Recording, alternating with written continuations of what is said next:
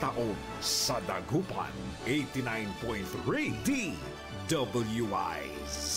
Nagbabalita ng tama, naglilingkod ng tama. Nakikita pa ba ang pagmamano sa mga Pilipino ngayon, lalo na sa mga kabataan ngayon? Meron siguro, pero yung iba, inuutusan pa. Huwag sanang mawala ang tradisyong ito na nagpapakita ng paggalang sa nakatatanda. Atin ito, Pinoy ito. Kapag nakakita ng kabataan, paalalahanan at tanungin, nagmano ka na ba? Isang paalaala para walang makalimot. Hatid ng ALC Group of Companies, Aliw Broadcasting Corporation, Station DWIZ News Nationwide, DWIZ News FM Regional Group, Home Radio 97.9, Aliw Channel 23, City State Properties and Management Corporation, Vista Hotel, Manila Grand Opera, City State Tower Hotel, City State Asturias Hotel Palawan, Eternal Gardens, Eternal Plans, Eternal Crematory Corporation, Eternal Plans, Mortuary and Chapel Services, Asian Security Services, and Investigation Agency, Eastern Defender Security and Services Inc. at ng Red Falcon Detective Agency Inc. Todo balita, Lunes hanggang Sabado, dito sa DWIZ FM 89.3 News Radio Dagupan.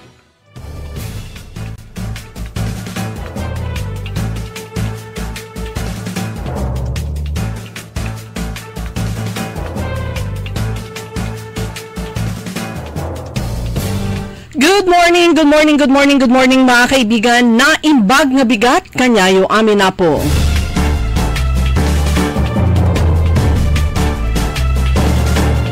Araw ng Biyernes, ngayon ay August 22 at oras na ng ating programang Todo Balita at Komentaryo sa DWIC Dagupan. Muli tayo ay magkakasama-sama hanggang alas 6 ng umaga.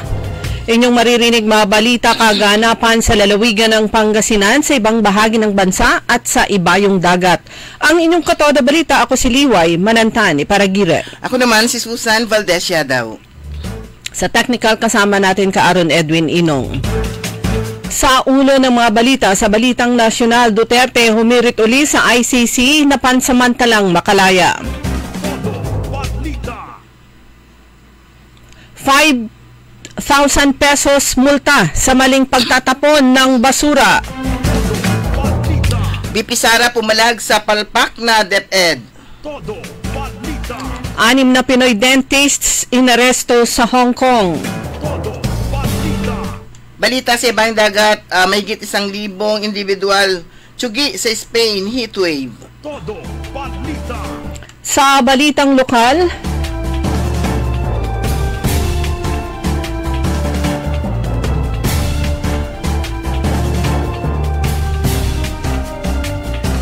ayos kalusugan caravan muling magbabalik sa lungsod ng San Carlos. Inspection sa mga ongoing infra sa siyudad ng Alaminos isinagawa.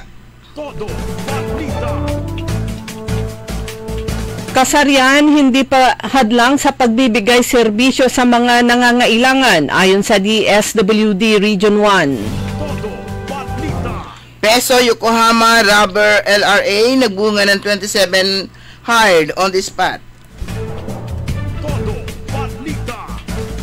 Sa government employees sa bayan ng Kalasyaw, sasabak sa laro ng lahi. Congressman Arenas hihinga ng solusyon ang problema sa serbisyo ng kuryente ng Sinpelco. Sa balitang pampalakasan, Northport mawawala na sa PBA. At ngayon sa detalye ng ating mga balita. Muling hiniling sa pre-trial chamber ng International Criminal Court o ICC ng abogado ni dating Pangulong Rodrigo Duterte ang pansamantalang paglayan ng dating leader sa hindi binanggit na bansa. Ito ang ikalawang pagkakataon na hiniling ng kampo ni Duterte ang pansamantalang makalabas sa detention facility ng ICC. Tiniyak ng abogado ni Duterte na susundin ang mga kondisyon at makikipagtulungan sa korte sakaling pagbigyan ang kahilingan. Ang dokumento ay may petsang August 19, 2025. Nitong Hunyo, unang hiniling ng abogado ni Duterte sa ICC na palayain siya sa isang hindi ibinunyag na bansa. Napaulat din na pumayag ang hindi binanggit na bansa na kupkupin ang dating leader.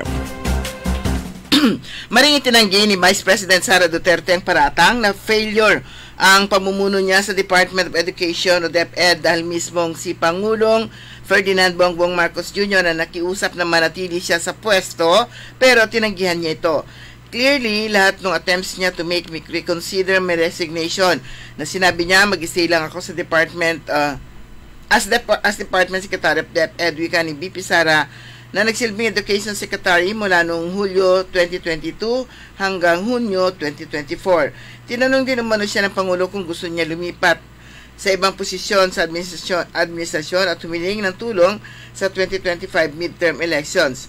Na sinabi niya, gusto ko ba lumipat sa ibang posisyon? Sabihin ko daw sa kanya na sinabi niya, pwede ba akong tumulong sa midterm elections ng 2025? Dagdag pa niya, banat pa ni BP Sara, hindi yun actions ng taong tumitingin. As failure ako, action yun ng taong tumitingin na kailangan niya yung trabaho ko. 6 na Pilipino ang inaresto sa Hong Kong dahil sa umano'y pagpapanggap bilang mga dentista at iligal na operasyon ng isang dental clinic ayon sa Department of Foreign Affairs o DFA. Sinabi ng DFA na ang 6 na orihinal na nagtatrabaho bilang mga domestic helpers ay ikinulong ng Hong Kong Immigration Department dahil sa breach of condition of stay by taking up unapproved employment and establishing or joining in business in Hong Kong and falsely pretending to be a dentist. Iniulat na ang mainarestong Pinoy noong August 17 ay nasa pagitan ng edad 34 at 60 na po.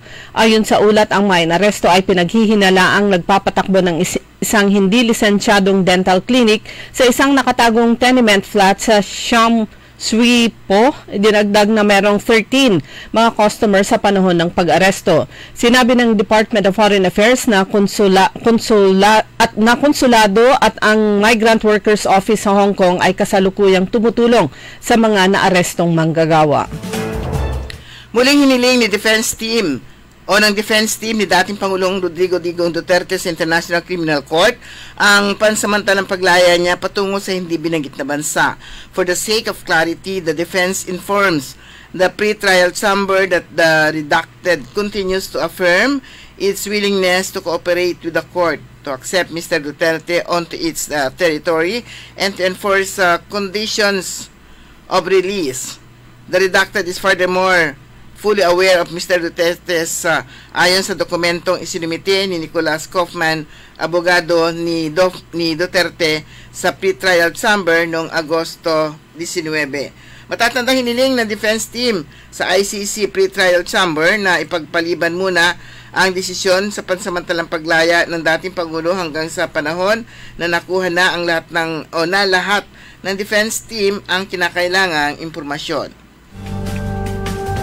Inaprubahan na ni NAPOLCOM Commissioner, Vice Chairperson at Executive Officer Attorney Rafael Vicente Calinisan ang panibagong adjustments sa allowances sa lahat ng miyembro ng Philippine National Police na layong matiyak na sapat ang kanilang natatanggap na suporta sa kanilang serbisyo. Sa naging NAPOLCOM and Bank Memorandum Circular No. 2025-004, sakop ng panibagong adjustment sa allowances ang pagbibigay ng subsistence, quarters, clothing, hazard pay, combat duty, incentive pay at iba pang mga operational na mga benepisyaryo. Samantala, pinaalala naman ng NAPOLCOM na ang implementasyon ng bagong allowance system ay depende pa rin sa availability ng pondo at batay na rin sa magiging desisyon ng Department of Budget and Management. Pinagmulta ng Market and Securities Regulations Department ng Security and Exchange Commission ng tig 1 milyon sina dating Senate President Manny Villar, Senators Mark at Camille Villar, kanilang kapatid si Manuel Paulo Villar, Villar Land Holdings Corporation at 6 pang opisyal ng kumpanya dahil sa paglalabas ng false, inaccurate or misleading na impormasyon Bukod pa rito, obligado rin sila magbayad ng dagdag na multa na tig 2,000 bawat araw simula July 1, 2025 hanggang may sumiti ang annual at first quarter report ng Villar Land Holdings. Nilagdaan ni SEC MSRD Director Oliver Leonardo ang 8 pahinakutusan nitong Agosto 18. Kasama sa 6 na opisyal na pinatawan ng multa, sina President Cynthia Javares, Independent Directors Ana Marie Pagsibingan at Gars Casañeda, CFO Stelita Estan, CIO Treasurer Airo Gemma Santos, Corporate Secretary Maria Nela Roseto at Assistant Corporate Secretary at Compliance Officer Kate Cator. Pikon na ang mga mayors sa Metro Manila. Multang 5,000 pesos ang isinusulong ng presidente ng Metro Manila Council sa sinumang mahuling nagtatapon ng basura sa mga ilog, estero, drainage at kanal. Sinabi ni Metro Manila Council President at San Juan Mayor Francis Zamora na sa pamamagitan ng mataas na multa ay mas maramdaman ng mga sumusuway ang bigat ng kanilang maging kapalit ng maling pagtatapon ng basura, lalo na sa mga mamamayan na ginagawang basurhan ang mga ilog. Nasa mindset na anya ng mga walang disiplinang mamamayan na ang ilog ay itinuturing nilang basurahan. Inihalimbawa ni Zamora ang San Juan na umiiral ang 3,000 pesos na multa sa sinumang mahuli sa maling pagtatapon ng basura na naging dahilan upang matakot ang mamamayan na magbayad ng malaking halaga. Ligtas na nakauwi sa Pilipinas ang 49 na distressed overseas Filipino workers mula sa Saudi Arabia na nakaranas ng problema sa kanilang trabaho.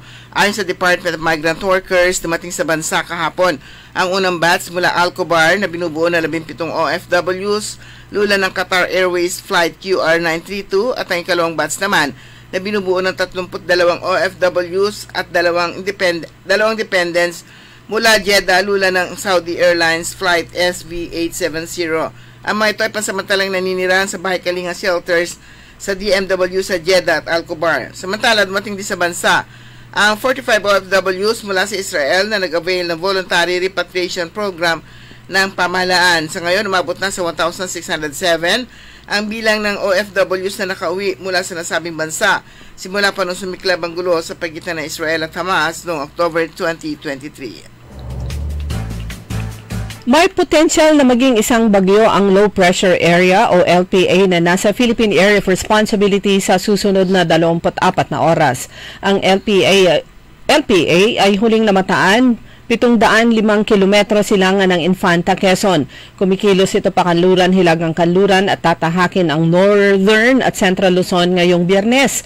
Dahil dito inaasahan namang magiging maulan ang malaking bahagi ng bansa ngayong weekend dahil sa epekto ng LPA at habagat sa bansa. Makakaranas naman ng kalat-kalat na pag-ulan at maulap na kalangitan ang Metro Manila, Bicol Region, Calabar Zone, Cagayan, Isabela, Aurora, kasama ang Oriental Mindoro, Marinduque, Romblon, Northern Samar, Eastern Samar, Samar at Biliran dahil naman sa throw ng LPA. Sa ating balita, sa ibang dagat, pumalo na sa higit 1,100 bilang ng individual ang binawian ng buhay matapos ang pananalasa na higit 2 linggong heat wave sa bansang Spain ayon sa report ng Carlos III Health Insurance Institute. Ayon sa ahensya, nakapagtala na ng 1,149 excess deaths mula Agosto 3 hanggang 18, batay na rin sa mortality monitoring system. Ayon sa mga eksperto, pinalalala ng global warming ang haba, tindi at dalas ng heat wave sa buong mundo. Nitong Martes ay bumisita na sa lugar ang punong ministro ng Espanya na si Pedro Sanchez at nagsalita tungkol sa init na nagdulot ng sunog. Bumaba ang temperatura sa buong Spain ng humigit kumulang 4 degrees Celsius noong Martes pagkatapos ng 16 days na heat wave na may ilang araw na mas mataas sa 40 degrees centigrade. Dumako naman tayo sa mga balitang lokal. Sa lungsod ng San Carlos, nagbabalik ang Ayos Kalusugan Caravan at muling magbibigay ng libreng serbisyong medikal para sa mga taga San Carlos City. Ito ay gaganapin sa August 23, araw ng Sabado o bukas sa Barangay Inarangan. Kabilang ang sa mga serbisyong ihahatid ng lokal na pamahalaan ng San Carlos ay ang libreng check-up, kasama dito ang prenatal check-up at pediatric check-up. Meron ding mga libreng gamot at maintenance, libreng tuli, libreng laboratory examination. Merong 200 slots pa ng pneumonia vaccine para sa mga senior citizens. Magbibigay din ng libreng vitamins, ECG, dental service, eye check-up at reading glasses at magkakaroon din lahat ng nagpa-check-up ng libreng seedlings. Ayon pa rin sa lokal na pamahalaan, kasama sa pagbabalik ng Ayos Kalusugan Caravan ang libreng animal health services at iba pang mga ancillary services. Nagtungo sa Barangay Mandiego, Kibuar at Linmansangan ang inspection team na binubuo ng mga kawani ng City Mayor's Office upang tignan ng kalagayan ng mga ongoing infrastructure projects sa mga nabanggit na barangay. Bahagi ito ng infra-development initiatives ni City Mayor Alex Brian Celeste sa lahat ng mga barangay na sinasakatuparan gamit ang pondo ng pamahalang lungsod. Tinatayang nasa 30 to 50% accomplished na ang mga naturang proyekto at inaasahang makukumpleto ito sa lalong madaling panahon. Nakatakda din na bisitahin ang iba pang infra projects sa ibang mga barangay upang ma-assess ang pag-unlad naman ito. Patunay lamang na tinututukan ni Mayor Art Brian Celeste ang agarang implementasyon ng lahat ng mga infra projects sa bawat barangay, kasabayan tuloy-tuloy na pagkalinga at pagmamalasakit sa bawat pamilyang alamin yan. Inaanyayahan naman ng lokal na pamahalaan ng Kalasyaw ang lahat para tunghayan ang muling pagdaraos ng laro ng lahi na gaganapin ngayong araw. Sa Kalasyaw Central School Grounds, bandang 8:00 ng umaga. Ito ay pagkakataon para sa mga empleyado ng Kalasyaw Municipal Government para magpasiklab ng kanilang lakas at diskarte sa mga larong ipinamana ng mga naunang henerasyon. Ang laro ng lahi ay bahagi ng pagdiriwang ng Buwan ng Wika at Buwan ng Kabataan, kasama ang iba pang programang inihanda ng lokal na pamahal ng Kalasyaw sa pangunguna ni Mayor Patrick Agustin Karamat, kasama ang Sangguniang Kabataan Federation at Local Youth Development Office. Sa pakikipag-ugnayan ng Municipal Public Employment Service Office sa Yokohama Rubber Company, matagumpay na sinagawa ang isang local recruitment activity kung saan 27 bayambanggenyos ang naging hired on the spot noong Agosto 19 and August 19 hanggang 20 sa SB Session Hall. Layunin ng naturang aktibidad na makapaghatid ng oportunidad sa trabaho para sa mga bayambanggenyo at mapalapit ang mga aplikante sa kumpanyang nangangailangan ng mga bagong manggagawa. Sa kabuuan, 72 aplikante ang nakapagparehistro sa naturang aktibidad. Ang ganito inisyatiba ay patunay ng patuloy na pagtutulungan ng lokal na pamahalaan at ng pribadong sektor upang makapagbigay ng mas maraming oportunidad sa hanapbuhay at makatulong sa pagpapabuti ng kabuhayan ng mga taong bayan. Bilang pangunahing ahensya naman na nagsusulong at nagpapatupad ng Comprehensive Agrarian Reform Program o CARP, nakipagpulong ang Department of Agrarian Reform Pangasinan sa pangunguna ni Parpo II Charlotte Las Marias at Parpo Raymond Niño Q, kasama ang kinantawan mula sa Department of Environment and Natural Resources at Land Bank of the Philippines. Layunin ng pagpupulong na ito na palakasin ang pagpapatupad ng Land Tenure Security Program sa lalawigan upang matiyak ang pagbibigay ng tenurial security sa mga benepisyaryo ng reformang agraryo sa pamamagitan ng pamamahagi ng mga land title. Tinalakay din sa nasabing coordination meeting ang mga hakbang upang epektibong maisakatuparan at matapos ang mga target ngayong taon sa ilalim ng LTSP. Tiniyak ni 3rd District Congresswoman Rachel Arenas na hahanapan ng konkretong solusyon ng mga problema ang kinakaharap ng mga consumer sa serbisyo ng Central Pangasinan Electric Cooperativo Senpelco. Sa kanyang Facebook post noong Agosto 20, sinabi ni Congresswoman Arenas na bilang Vice Chairperson ng House Committee on Energy, kanyang ipapadalang tanong sa National Electrification Administration ang mga reklamo ng publiko hinggil sa madalas na brownout, voltage sa fluctuations, mataas na singil sa kuryente at hinaing sa sobrang service ng kooperatiba. Ayon kay Arenas, malaga at maayos na supply ng kuryente upang masigurong tuloy-tuloy na pamumuhunan, trabaho at pagunlad ng Pangasinan bilang isang economic hub. Aniya, hindi dapat maging hadlang ang isyu sa kuryente sa pagsulong ng probinsya. Kasama rin sa mga nais bigyan linaw ng kongresista ang mga corrective measures na ipinatutupad ng Senpelco, pati ng kanilang kakayahang makasabay sa paggamit ng renewable energy tulad ng solar power na patuloy na nagkakaroon ng positibong pagtanggap sa bansa. Nakatutok si Creative Industries Champ, former congressman ng pang-apat na distrito ng Pangasinan, Toph De Venecia, sa panunungkulan ng kanyang ina, si Congresswoman Manay Gina De Venecia, bilang kongresista ng pang-apat na distrito ng Pangasinan o Pangasinan PD4. Siya ay bahagi ng serbisyong 3-in-1 na hatid ng kanyang pamilya, kung saan kahit si Manay Gina ang nanunungkulan, laging nakasuporta si JDV at si dating Congressman Toph De Venecia. Samantala, nagkaroon muli ng pagpupulong sa pagitan ni dating Congressman Toph De Venecia at ng JC Ken.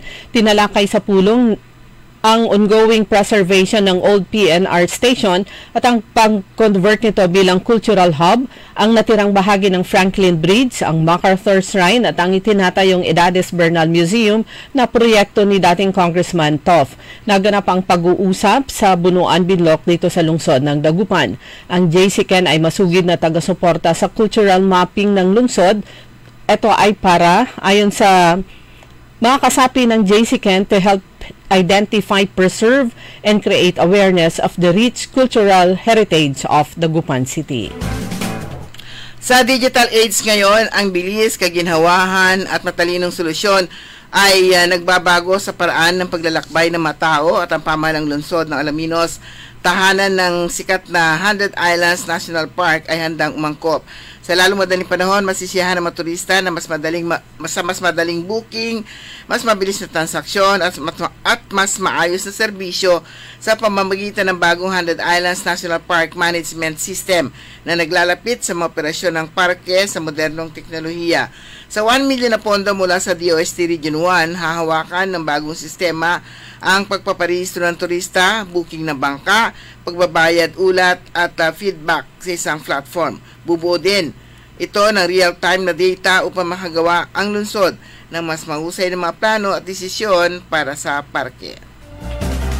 Dumako naman tayo sa mga balitang pampalakasan. Hindi terra firma kundi Northport na ang kupunang posibleng mawala sa PBA simula sa PBA Season 50. Naudlot man ang pagbenta ng terra firma franchise at ngayon Northport ang napipintong maibenta ng tuluyang 2 buwan bago ang pagbubukas ng makasaysayang ika-50 taon ng PBA sa Oktubre.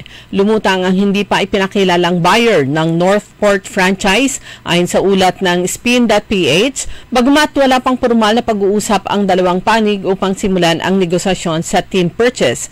Dagdag ng mga ulat, nagsumiti na ng letter of intent sa PBA ang buyer at alam na ito ng PBA Board of Governors na siyang unang hakbang sa anumang proseso para sa pagbenta o pagbili ng PBA franchises. Sumayin niyo kabuuan ng ating newscast sa ating todo balita at komentaryo. Yung pamatagapagbalita. Ako po si Susan Valdez Yadaw. Ako naman si Liway Manantani. Paragire, ang oras natin alas 5:25 ng umaga. Sa inyo ng Bingo Plus. Download Bingo Plus app now on Google Play and Apple App Store for a chance to win up to 935 million pesos jackpot prize. Visit bingoplus.com to learn more. With Bingo Plus, bingo sa saya plus sa panalo. Gaming is for 21 years old and above only. Game responsibly. Keep it fun. Magandang araw po sa ating lahat, sa ating mga bisita. Inaanyayahan ko po kayo sa aming lungsod ng Alaminos para po mabisita at ma-experience ang ating mas pinagandang 100 Islands. Marami na pong pagbabago sa ating mga isla at sana makita namin kayo dito sa aming lungsod para po makapag-swimming, makapag-enjoy kasama ang inyong barkada at ang inyong pamilya. Tara na! Dito sa Alaminos City para sa ating 100 Islands. Ang patuloy na pagpapaganda sa 100 Islands National Park at lungsod ng Alaminos ay pinangungunahan ni Mayor Art Brian Celeste. High blood, salot, milyong-milyong katao na ang namamatay sanhi nito. Kaibigan, baka ikaw na ang susunod. Ni Mrs. Flor de Lisa Barbosa, ti Rosario, Santiago City. Agtawenak ti 63. Manungatawan nga aglutluto ako, tada karindiriyak. Mariknak agpipikal. Ti imimak iso nga nangagak ti radyo, dati agas nga pao di arko. Pinadas ko. Mayat ti epekto na. Duti food supplement nga napadpadasa ko. Awan ti epekto na. Dato'y pao di arko, idi nagtumarak, manungal daw lang, han nga agpipikil ti imakon. Awisen kay nga mangpadas, tapno maikatmat, dagita rikrik na inyo, saksakitin nyo. Kaya kaibigan, buhay mo'y ingatan. Mag-Aldrich Pau di Arco Herbal Capsule na para kalusugan mo ay garantisado. Hoy mga suki, hanap nyo ba ay mga murang bilihin, malinis at sariwang pagkain sa pang-araw-araw at handaan tuwing may okasyon? May suggestion kami sa iyo. Tayo na sa Macador Market na kung saan inyong mabibili ang mga mura, sariwa, malinis at ligtas na bilihin tulad ng karne ng baboy at baka, manok, isda, gulay at iba-ibang sangkap sa pagkain. Matatagpuan din sa Macador Market ang dry goods, groceries, eateries at fruit section. Kaya ano pang hinihintay nyo? Gawing bongga ang handa mo everyday with Macador Market. Macador Market is open from 4 a.m. to 8 p.m. Visit us at Macador Market, Galvan Street at Zamora Street sa downtown Dagupan City. DWIC. Liway Manantan at Isusan Yaraw sa Todo Balita.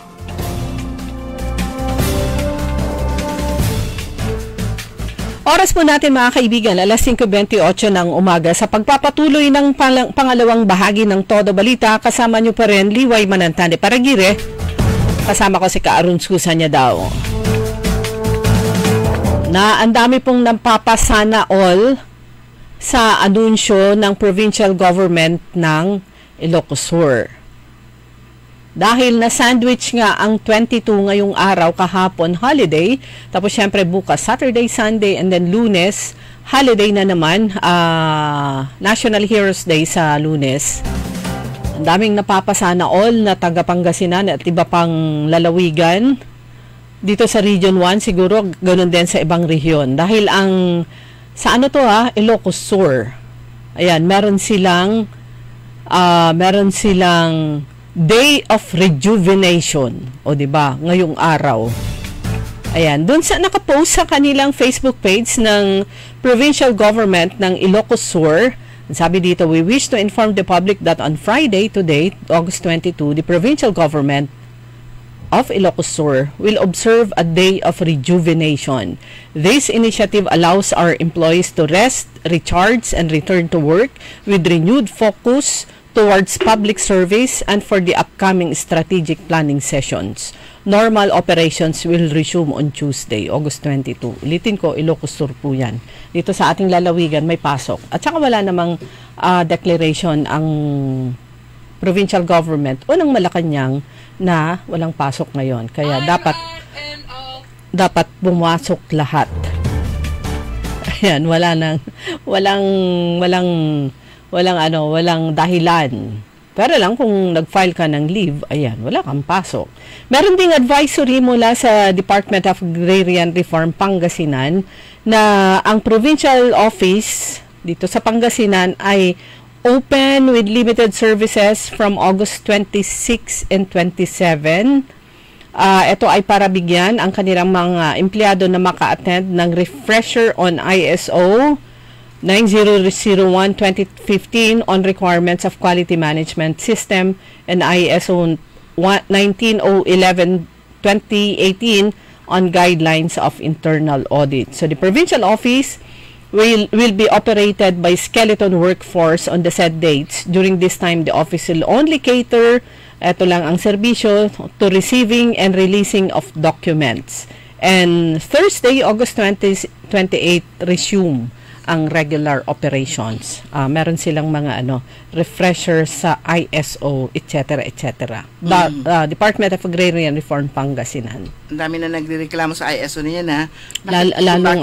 Lalong sumasakit yung At saka kung bakit siya ano ba ang meron kapag ka ISO ang kumikita yung agency na nangangasiwa ng ISO. Tsaka mga private entities. Tsaka yung parang hindi siya bumilis Yung sinasabi nilang mas magiging mas madali. Mas tumagal. Kasi dati-dati pwede ka mag-submit lang ng sulat sa ganitong department. Ngayon, kailangan mo pang pumunta doon sa isang parang records department. I-record muna nila. Pumunta ka doon. So, dadaan siya sa proseso ng yung kumbaga sa paper trail. Parang parang marami siyang dadaanan. Hindi ka na pwede magdirekta. At tapos ano pa? Mabusisi siya talaga. Tapos meron ka pang sasaguting survey. Ay, non-stop. Non-stop yun. Diba? At saka non-stop pati yung one time nandun ako sa sa opisina sa Alaminos. May auditor daw. Akala ko naman ko may audit. Ay talaga, ino-audit din ang mayor's office. Yung pala ang nag-audit ISO. Yung So yun. At continuous yung continuous yung non-stop siya eh. Parang naging isa siyang project na tuloy-tuloy. Parang diba? Pag nakuha nila on the first year, dapat ma-maintain nila ng 3 years. So kay audit. Yearly siya eh. Non-stop siya eh. Kaya yung ISO. Tsaka meron siya talaga dapat na isang dagdag na personnel na tututok doon. Yun lang talaga yung kanyang gagawin. So, tapos meron nga, saan ba yun? Lahat na yata ng mga ahensya, pati NBI. Required sila. Lahat na. Ayan, pati, siguro, DepEd din, di ba? DepEd, pero meron yung ibang mga there was a time na yung dating Schools Division Superintendent ito sa lungsod ng Dagupan ay ni-require niya lahat ng public schools dito sa lungsod. Tiba-tiba yung yung private entity na yun na nagsagawa ng ISO. Dahil syempre imagine 38 public schools kung 38 o 39 magkanong bayad per. At ang kawawa yung mga principal. Sila maghahati-hati sa At saka hindi naman pwedeng i-charge yun sa kanilang budget. Pero yan, ISO. Hanggang sa ngayon, hindi naman naintindihan nating mga kababayan kung ano ba yung ISO na yan. Pero una-una ko narinig yan noon pa. Yung PAMA, matagal na. Ito, si PAMA sa May Tulay. Natuwang-tuwa siya dahil ISO daw sila. ISO accredited ba sila? Siguro ito, yung mga ganyan, lalo na sila ay maipakita na yung mga napoproduce nilang mga estudyante ay di kalidad dahil meron silang mga sinusunod na mga alituntunin ng ISO. Makikita ng kanilang mga foreign counterparts na nagre-recruit, nag-hire. Pero yung iba, yun nga, anong silbi? At saka yung audit na yan, yung mga schools na nagkaroon ng ISO, ano pa yun? That time nasa PTA Federation ako, parang panahon ng pandemic na mass promotion, pumasa sila lahat. May ganon. Pumasa lahat ng public schools. Dahil sa ISO. Doon sa ISO na yon. Pero syempre, sakit ng ulo ng mga school officials, lalo na yung ganyan, yung audit, kailangan ma-maintain nila yung ganon. Kasi merong internal, external. Hindi lang minsan na audit yan. Meron na internal, may external pa.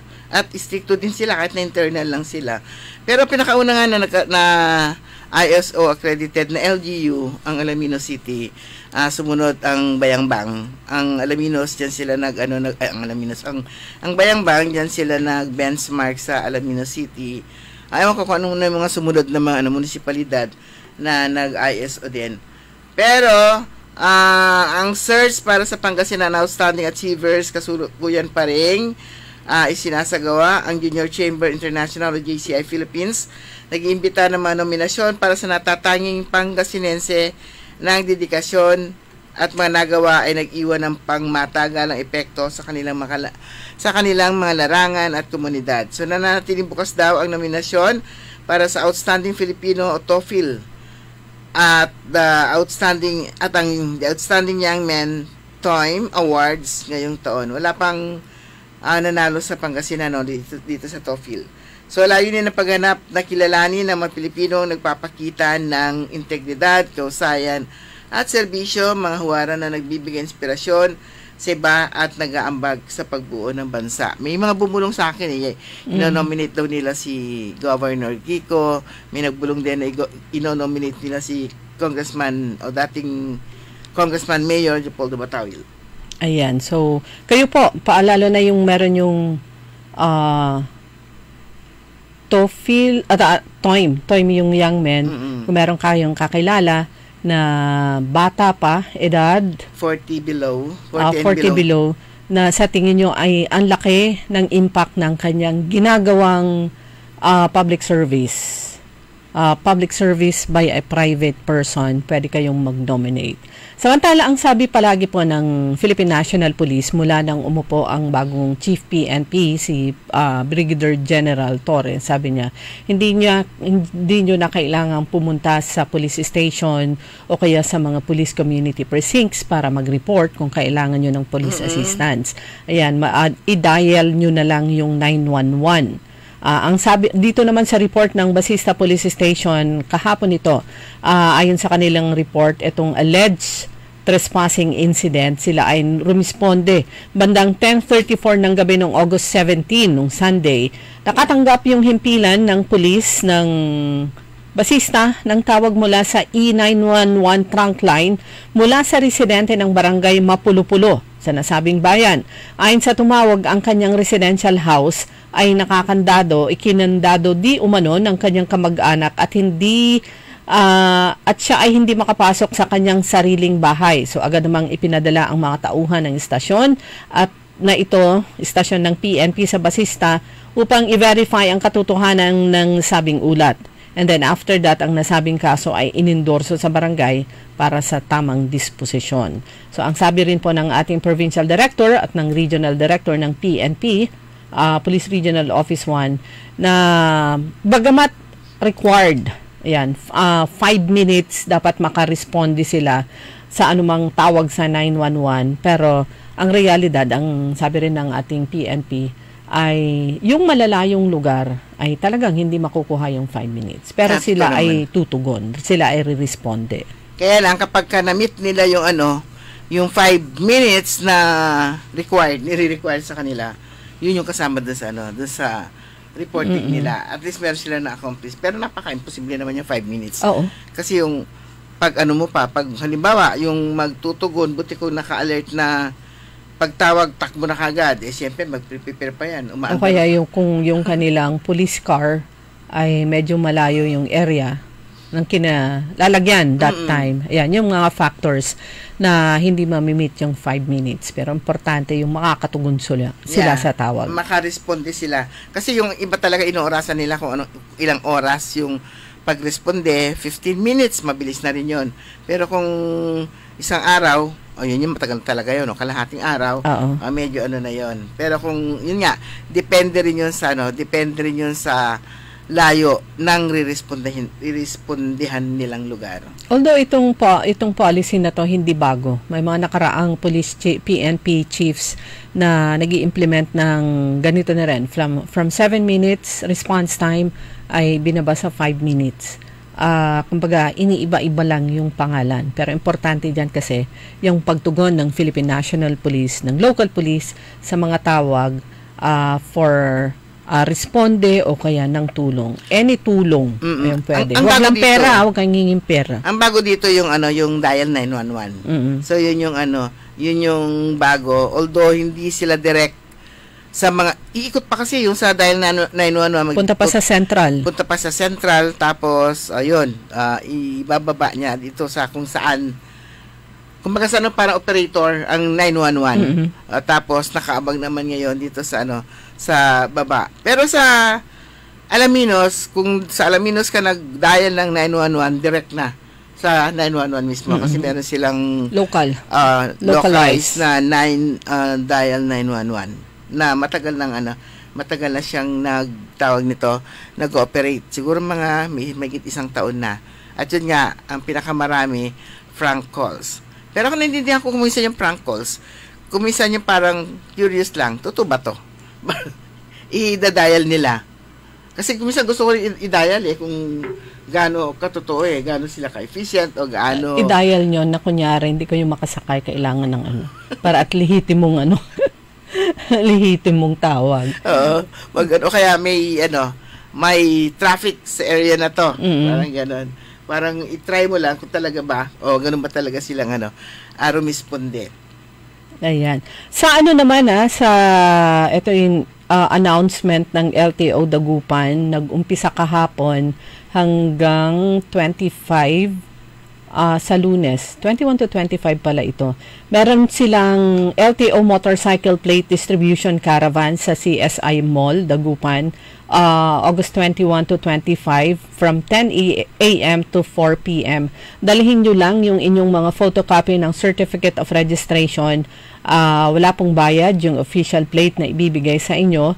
Ito ay bahagi ng ng puspusang hakbang na ginagawa ng LTO para naman compliance sa LTO regulations plus yung full implementation ng no plate, no travel by October. Samantala, sa 23 naman sa bukas, meron din motorcycle license plate distribution caravan from 9 a.m. to 4 p.m. sa Kalasyaw ayon kay Sir Romel Dawato ng LTO Dagupan. Gaganapin naman yan sa Kalasyaw Plaza dun sa stage. So pumunta po kayo doon. Nakita ko nung LTO plate distribution caravan dyan sa SM Center Dagupan. Marami ang pumupunta sa mga caravan na to. Maganda kasi hindi nyo na kailangang pumunta sa kanilang opisina sa Bunuan, Binlok. Ayan, tignan nyo yung sa mga caravan at alam nyo naman kung ano yung mga kailangan, prepare na para wala ng problema. Ayan. So, ang sabi nga ay by October, full implementation ng no plate, no travel. Mahaba na to, na lead time. Mahaba na. So, bilang bahagi nga ito, distribution ng motorcycle license plates sa mga, ito po, motorcycles registered in 27 and pababa. 2014 to 2017, replacement ng 7 character plate numbers with updated 6 character plate numbers. Replacement ng old design 6 character plates with new design plates 2017 and earlier. Motorcycles with no assigned plate number, motorcycles with an assigned plate number but no physical license plate, motorcycles using temporary plates. Samantala, eto naman, yung mga nakabili ng motorsiklo mula 2018 hanggang sa kasalukuyan, ayon sa LTO, pumunta po kayo doon sa mga at makipag-coordinate sa inyong mga dealers para i-claim yung inyong license plate. Ayan, pinag-usapan na rin lang yan. Attention motorists, hindi pwede, yung, dito tungkol sa no helmet, no travel policy, nutshell helmets not allowed. Yung mga hindi tunay na may sige patong labat niya. Oo, yung mga yung pang baseball, yung pang-cute lang. Yung iba yung hard hat. Hard hat, para lang masabing may whatever sa ulo nila. Nakapatong sa ulo nila. Kailangan talaga yung helmet na pang nagda-drive ng motor. Ayan.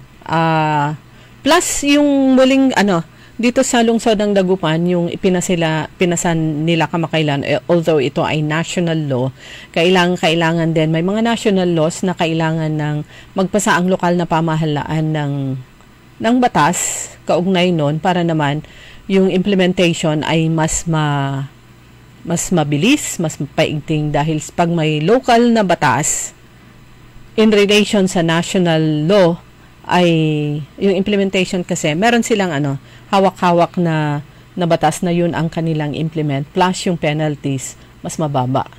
So, yan, yung helmet, national law naman yan, kaya lang kailangan din ng local para mas maipaalala sa mga mamamayan na ito ang dapat yung sundin. Common na kasi yan kung ano-anong klaseng helmet yung sinusuot. Meron yung laruan lang, helmet na maitsura. True. Okay, mga kaibigan, ang bilis po na orasan natin. Ganap na pala 5:45. Babalik po tayo pagkatapos po lamang ng ilang paalala. Ladies and gentlemen, the new face of your favorite restaurant in Dagupan City.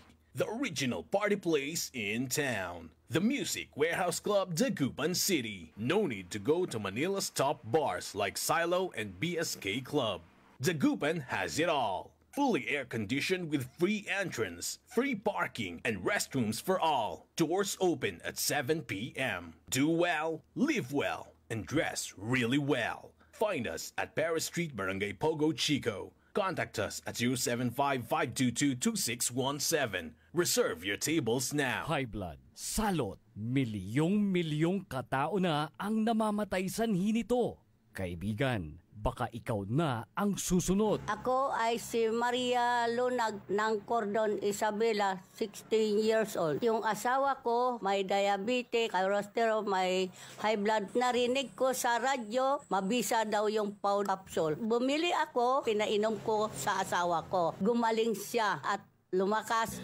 Kayo mga kabarangay ko, gumamit na kayo ng Pau capsule. Kalusugan mo garantisado. Kaya kaibigan, buhay mo'y ingatan. Mag-Aldrich Pau de Arco Herbal Capsule na para kalusugan mo ay garantisado.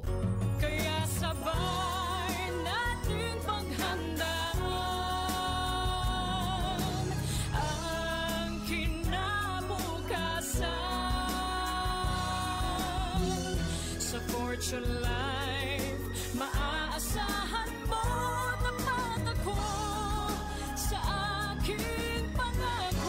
Para sa compulsory insurance coverage for agency-hired migrant workers, Fortune Life Insurance. Securing your tomorrow today. Hoy mga suki, hanap nyo ba ay mga murang bilihin, malinis at sariwang pagkain sa pang-araw-araw at handaan tuwing may okasyon? May suggestion kami sa iyo. Tayo na sa Macador Market na kung saan inyong mabibili ang mga mura, sariwa, malinis at ligtas na bilihin tulad ng karne ng baboy at baka, manok, isda, gulay at iba-ibang sangkap sa pagkain. Matatagpuan din sa Macador Market ang dry goods, groceries, eateries at fruit section. Kaya ano bang hinihintay nyo? Gawing bongga ang handa mo everyday with Macador Market. Macador Market is open from 4 a.m. to 8 p.m. Visit us at Macador Market, Galvan Street at Zamora Street sa downtown Dagupan City. Liway Manantan at Isusan Yaraw sa Todo Balita. DWIZ. Oras na po mga kaibigan, alas 5:48 na po ng umaga. Sa Todo Balita, kasama nyo pa rin Liway Manantani Paragiren. At Susan Valdez daw na matagal na I'm back. parang naninibago tuloy ako. Nagsagawa ang BFAR nung Lunes, BFAR Region 1 kasama ang FMA 6 Coordinating Unit ng Philippine Fisheries and Coastal Resiliency Project ng isang Information, Education and Communications o IEC campaign na pinamagatang Rolling for Sustainability and Information Caravan for the Management of Dicapterus Macarillos sa Lenox Hotel noong Lunes, Agosto 18. Pero ito yung kung ano itong Dicapterus Macarillos, galunggong at barungan lang ito. Yun yung kanyang scientific name. Ang Information Caravan, bahagi ito ng mandato ng BFAR para sa pag-ingat, pamamahala at pagprotekta sa galunggong at barungan, isa sa mga pelagic fishes na tinukoy sa ilalim ng Fisheries Management Area 6. Batay sa mga rekomendasyon ng FMA 6 Science Advisory Group, kinikilala ang inisyatiba bilang isa sa mga pangunahing proyekto sa pamamahala ng pangisdaan sa lugar. At tiniyak ni Reginald Laksum, ang pinuno ng Fisheries and Coastal Resilient Resource Planning and Management, sa mga mangingisda na ang BFAR ay nananatiling nakatuon sa pagsuporta sa kanila sa pamamagitan ng iba't ibang programa, proyekto at aktibidad. Ayan, inaabangan ko kung ano yung gagawin doon sa galunggong at barungan hanggang sa natapos, wala. Oo. Ang galunggong, masarap na paksiw, kaya prito. Oo nga. At saka, yung galunggong na yan, ginagawang tinapa. At saka, campaign material yan ni Cory Aquino noon. Na kapag siya naging presidente, bababa na ang presyo ng galunggong. Pero hanggang ngayon, mas mataas pa sa bangus. Kumisan, di ba, 240, 200 plus. Tapos, may mura naman, pero yung galunggong na frozen. Tsaka, may galunggong na lalaki, galunggong na babae, tsaka maliliit na galunggong. Iba-iba yung presyo. Oo, iba-iba yung presyo. Tapos, iba-iba rin itsura. Basta galunggong lata yan. Pero ngayon, ang galunggong nung pagkain ng mahirap. Pero ngayon, pagkain na siya ng mayaman. Oo. Sinasabi nila noon yung pusit na dried, pagkain ng mahirap. Mahal kayo. Yung espada, yung maliliit, mahal kaya, 1,000 plus ang kilo yata noon o 2,000. Yan yung mga nahuhuli ng ating mga mangingisda na agad-agad nilang pinapatuyo pag maganda yung sikat ng araw. Mas mahal kasi siya. Kapag dried at preserve na siya. At saka hindi siya mapapanis pag dried na siya. Ano mo na lang siya, i-stock mo na lang siya. Yun ang kagandahan sa isda. Unlike sa gulay, yung mga gulay, di ba, kapag hindi mo nabenta na lanat, nakita mo na sila sa makikita mo na sa tambakan ng basura. Kung titignan nyo po mga kaibigan, analyze nyo, pagdating dito sa mga gulay-gulay, pinakakawawa farmers at yung mga vendors. Farmers, bibihilhin ng trader sa mababang presyo, ibibenta niya ng malaki yung tubo niya, bibenta niya sa vendors. So, kumbaga, okay na siya, kumita na siya. Si vendor naman, pag hindi niya na ibenta lahat, tapon ang bahagi ng kanyang kapital at saka tubo. Makikita nyo, syempre hindi naman, meron yung ilang mga gulay na ilang araw lang yan eh. O kaya, yung patatas pwede pa siyang tumagal, lalo na kung maganda yung pagka-dry niya. Ganun din ng sibuyas. And speaking about sibuyas, mahal na naman ngayon ang per kilo ng sibuyas. Magkano? Nasa 160. 160 na siya. Hindi pa naman siya umaabot sa yung gagawin mo siyang singsing. Ano yun? Bawang umaabot ng 900 isang kilo, 1,000. Sibuyas yun. Sibuyas ba yun? Oo. Sa yung 160 mura pa rin. Pero nung nakaraan as compared dun sa yung tumaas yung presyo noon, tapos wala ka pa mahanap. Tapos ang sibuyas noon, lasunan na. Ano pa nangyari noon? Bakit yun? Wala. At saka yung yung sili. Ayan, sili. Yan, mataas na naman yun, sili. Yung napakataas na papansin niyo lalo na sa mga karenderya. Kapag mura ang sili, yung artom nila, pwede kang, o kaya yung sili na pwede kang ngasngasin mo kahit 10. Pero kung lalo na pag napakamahal ang sili, yung kanilang artom, yun yung suka na may sili at sibuyas, na na-slice ng Pilipino. Nag-a-adjust din. O kaya, talagang wala. So, yun po. Ang presyo ng ibang gulay, medyo okay pa. Medyo okay pa sa ngayon. Pero ang panalangin ng marami sana, itong anong pangalan ni Bagyo? Sana hindi siya matuloy na pumunta dito sa atin. Sana malusaw siya.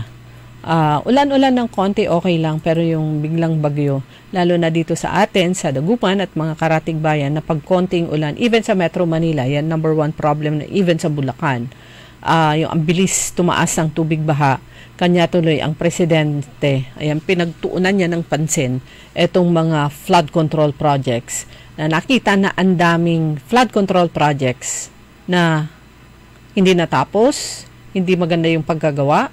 And the worst, may mga flood control projects sa iba't ibang bahagi ng ating bansa, lalo na dyan sa Region 3, sa Bulacan, ang daming ghost projects. Na ang secretary ng DPWH, ang sabi niya, baka ghost project. O, di ba? Alam nilang may multo. Aware sila na may multo. Pero dito po sa, about yung ghost project sa flood control, mamaya, isasagawa ang Flood Management Initiatives River Restoration Project dito po sa Pangasinan. Ngayong araw to, August 22. Isa po yan sa mga ilang beses nang inanunsyo ni Governor Ramon Gica III na isa sa mga paraan to address itong flooding, yung mapabilis yung flow ng tubig sa mga ilog palabas sa dagat. Ang mga ilog, lalo na yung mga malalaki, major river, malaki yung role po niyan sa pag-agos ng tubig, lalo na pag panahon ng mga bagyo, malalakas ang ulan. Pag-agos ng tubig mula sa ilog papunta sa mga dagat. Isa na ito sa mga, anong tawag nito, yung mithiin ng ating provincial governor na maresolba ang pagbaha dito po sa hanapan na solusyon ang nangyayaring pagbaha dito po sa lalawigan ng Pangasinan. Lalo na kasi na-experience niya doon sa bayan ng Lingayen. Sa Binalonan parang hindi binabaha. Parang lang. Kasi wala tayong nababalitang pagbaha doon sa lugar na yon. Sa bagay, actually, ang binabaha lang naman ay Central. Dagupan, Kalasyaw. Ang Santa Barbara, di ba madalas ding mabaha noon? Meron yung barangay na talagang dudulapan. Parang sa Kalasyaw, meron yung mga barangay, isa o dalawa o tatlo na talagang pag tag-ulan, lalo na kung pag dire-diretso yung ulan, expected na nadulapira. Meron si sa Talibao, parang na siya. Parang Buddha yung nakikita ko sa harapan ko. Reflection. Budang pumayat. Katanga ko, parang na-speechless ako dun sa Ayan. Itong nga yung ang hirap talaga na nagbakasyon, parang nagbakasyon. Nagbakasyon yung aking tenga, pero okay na siya, medyo okay na. Ayan, nagpapasalamat po ang Bayang Bank sa mga taxpayers. Doon napupunta yung kanilang buwis sa pagtatayo ng MSWDO Multipurpose Building at ECCD Building. Isa ito sa mga pangunahing proyekto pang tugunan na lumalaking pangangailangan ng mga bayambangenyo sa social services. Ipinapakita rin ito ang malinaw na pagtutok ng administrasyon sa pagbibigay ng maayos at disenteng pasilidad para sa mga kawani at ng LGU at mga kababayang humihingi ng tulong. Hinahanap ko kasi nakita ko yung mga mayors na lumagda dun sa for transparency na pinangunahan ni Mayor Gamalong ng Baguio City. Magalong. Oh. Si Gamalong, si Ate Virgie. Asawa niya, no? Oo nga, no? Bakit nagbaligtad lang yung pilido nila, no? Gamalong, Magalong. At saka isa rin sa pumirma doon, yung isa sa mga naunang pumirma doon, ang mayor din ng Quezon City. Oo. At saka dito sa Pangasinan, si Mayor Rosario. Siguro, hindi ko lang alam baka inirepresenta niyang ang Pangasinan, hindi ba siya yung mayor ng hindi ba siya yung president ng Mayor's League? Siya yung bagong presidente ng Mayor's League of the Philippines Pangasinan chapter. Kaya siya yung unang lumagda doon sa hindi ko mahanap kanina lang. Kaya nga meron din akong in-screenshot noon Kai-screenshot mo na puno ang memory, hindi na mahanap. Samantala ngayong araw din, gaganapin na ang mass induction ng PARE Pangasinan local chapters. Ano yung PARE? Philippine Alliance of Retired Educators, na isa na dyan sa very active nito na talagang umikot sila sa iba't ibang bayan at saka lungsod. Si former Schools Division Superintendent, retired sa DepEd, Dr. Maria Celia Junio Fernandez, si Ma'am Joy. Tuwang-tuwa rin yung mga retired na mga educators dahil meron silang isang avenue, hindi lang para magkita-kita, kundi para makatulong. Advocates of Retired Educators Welfare and Promoters of Lifelong Learning. Ang keynote speaker nila si Governor Ramon Gico III, ang inducting officer nila si Dr. Jesus Mateo, PARE National President. Gaganapin ngayong alas 8 ng umaga sa Bayambang Event Center. Ayan, congratulations sa mga retired teachers pero very active pa rin at gustong maging parte pa rin sa pagtulong sa Department of Education para naman sa mga learners.